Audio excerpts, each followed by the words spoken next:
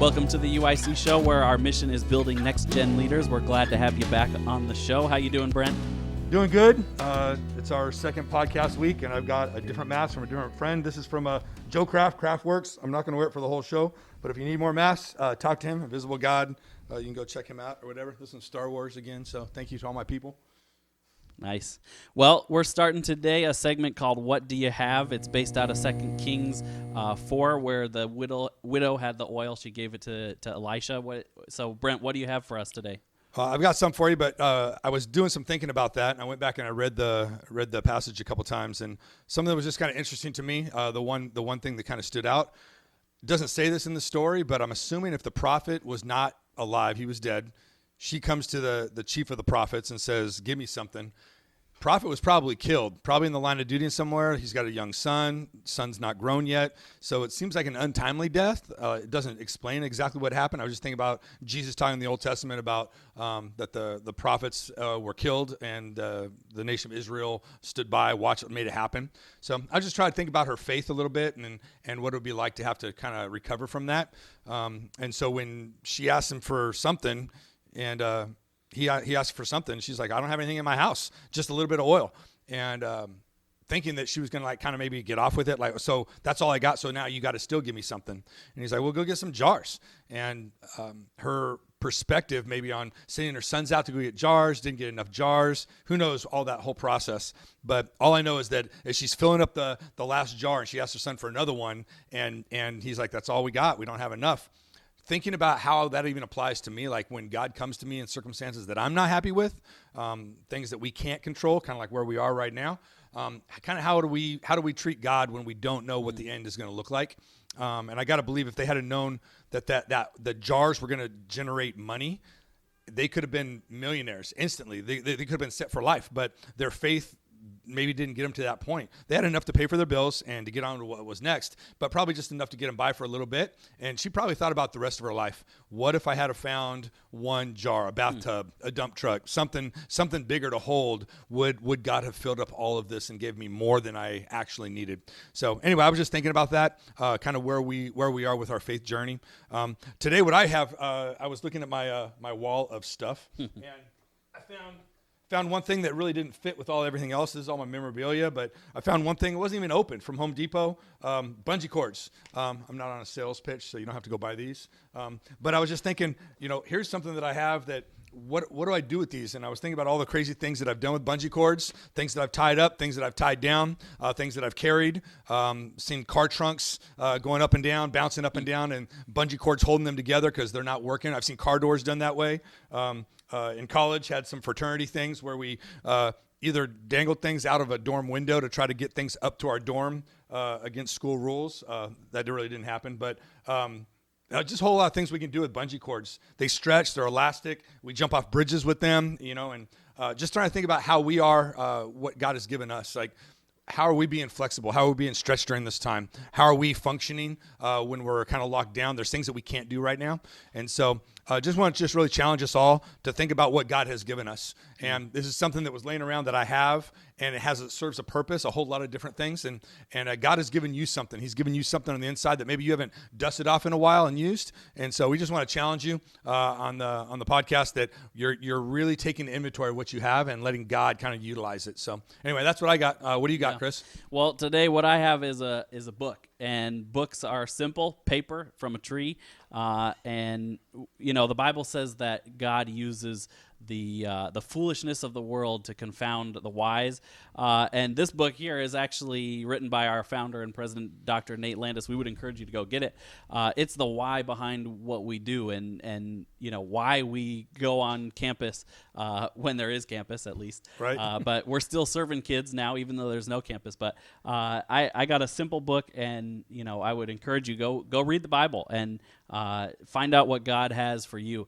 Well, with that segue, Project 25 is coming up. We give kids a $100 bill and we tell them to use that money and go make more money, or in this case, go use that money as seed money to start a GoFundMe or something. And so we want you to watch this video about what Project 25 is. This is where it all started. A crazy idea to inspire campus clubs to make an impact in their communities. The idea is simple, but has far-reaching effects. Each participating campus club receives a single $100 bill, and they come up with a creative plan to make as big of an impact as possible. We call it Project 25, based on the parable of the talents that Jesus talked about in Matthew chapter 25. Over the years, it has become almost impossible to pick a winner because all of the stories are so good and have changed so many lives. Claremont High School was the first school to ever win the Project 25 challenge. They turned their $100 into Krispy Kreme donuts and then turned those donuts into $730. They took that money and volunteered their own time to do an extreme home makeover for a single mom with 4 kids in the neighborhood. For Project 25 the following year, we knew we wanted to know more about the stories behind the projects. So we had each student team document their projects and upload them to YouTube, and then started a new tradition. All of the videos uploaded are narrowed down to the top 10. From that 10, there is a vote for first, second, and third place, based on breadth of impact, depth of impact, sustainability, creativity, and money raised, taking each club's neighborhood into account. The following year, we expanded the projects to 50 junior high and high school campuses and experienced even greater outcomes. One standout winner was from Millennial Tech Middle School. That year, a student from their school, Richie Carrillo, got shot and killed through a tragic act of gang violence. They decided to raise money and start the Richie Carrillo Peacekeeping Award and present it every year to students who embody peace, love, and nonviolence in their school community. The all-time record for money raised throughout Project 25's history still stands with the clubs that Pathways Church supports in Santee. This collaborative effort of 5 school clubs pooled their money together to create a fund to cover medical expenses for a 5-year-old cancer patient named Dylan. When it was all said and done, these young leaders generated over $11,000 to provide medical expenses for the family while also welcoming Dylan and his mom into the faith community of their church. Through Project 25, our desire is to inspire students to make a difference in the lives of others. We want them to think about how much good $100 and 8 weeks of prayer, preparation, and hard work could do, and then consider the impact that their entire life could make in their communities, cities, and world. We have been blown away by the creativity and passion we have seen over the past decade, and we envision this movement of good growing and expanding throughout Southern California, schools in Mexico, and all the way across the country. There's a school in Atlanta that's getting involved. My young brothers and sisters, over the past decade, you have helped care for orphans, translate the Bible for pre-literate people groups, love the homeless, rescue those caught in sex trafficking, stand with patients battling cancer, lead your school's faith club, dig freshwater wells, buy freedom for slaves.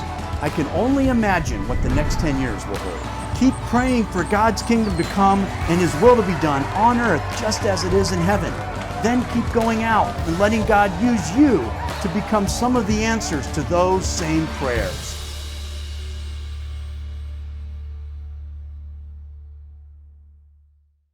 Wow, that's great. That was a great video. Very excited about that. Hope you enjoyed that. Hey, there's a couple things I just want to kind of bring to your attention. How many schools? We're just trying to count up how many schools we think have participated over the last 11 years. Yep. And the number is like close to 100 schools total. Like this year, we've got 50 signed up, but every year there's been a different 50. So how exciting is that? Junior highs, high schools, cool, even man. a couple of grade schools, Yep. 5 or 6 schools in Mexico. And now we got stuff going on in Atlanta. So we're just really excited about all the things that could happen because of this. And I was thinking to a couple of cool stories that I've heard. I know that we had people around the world helping people, sex slavery and sex trafficking in other countries, setting up stuff for homeless, teenagers. The list of projects is just crazy to me. I was thinking about San Diego High a couple years ago. I know they had a 3-part project. and I know they ended up making it to the top 10 as far as like projects go. I think they actually got tied for first or second or something like that. I think first. But I just know that they did such a great job making Thai tea. Actually, I'm drinking Thai tea today. I'm still drinking Thai tea out of the abundance of what they had from their project 2 years ago. That's two funny. or 3 years ago. But yeah, they made Thai tea, they made boba tea, and then sold it on campus and made money and got backpacks and got blankets and talked to the rescue mission and got more stuff. Went down and connected with a school in Mexico and a church in Mexico, in Rosarito, actually. They painted a school. They worked with kids. They did vacation Bible school. Went to another church. Did more work down there.